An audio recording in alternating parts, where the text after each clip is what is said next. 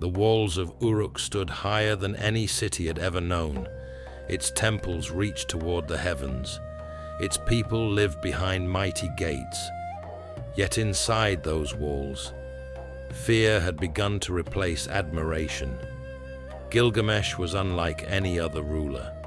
The epic tells us he was 2/3 divine and 1/3 human, stronger than any warrior, smarter than any king. There was no rival who could challenge him, no enemy who could defeat him, but absolute power rarely remains gentle.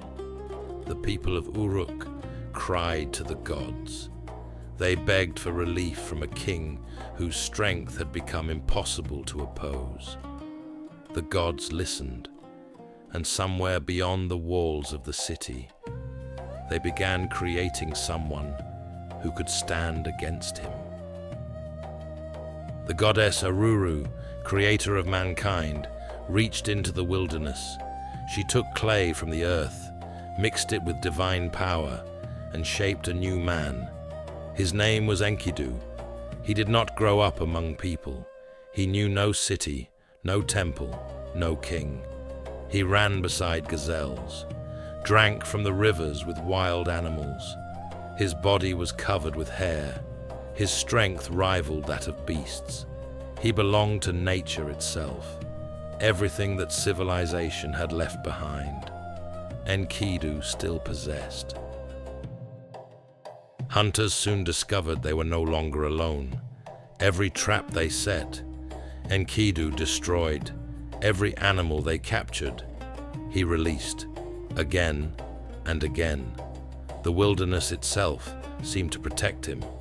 Terrified, the hunters returned to Uruk.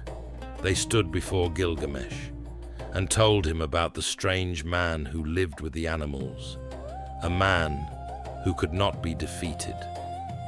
Gilgamesh listened carefully. Then he gave a single command: bring Shamhat. Not a warrior, not a hunter, a temple woman, wise, patient, and unlike anyone Enkidu had ever seen.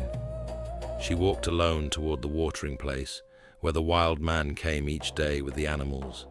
She waited, silently. The hunter watched from a distance.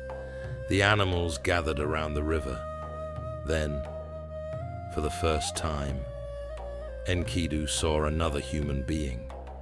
Everything was about to change. The next time Enkidu approached the water, he would not leave as the same man. The wilderness had shaped his body, but civilization was about to reshape his soul. Before he could meet Gilgamesh, before he could challenge a king, before the greatest friendship in history could begin, Enkidu first had to become human. That transformation would change not only his life, but the course of the oldest story ever written. In the next episode, the wild man enters Uruk. Two giants collide, and enemies become brothers.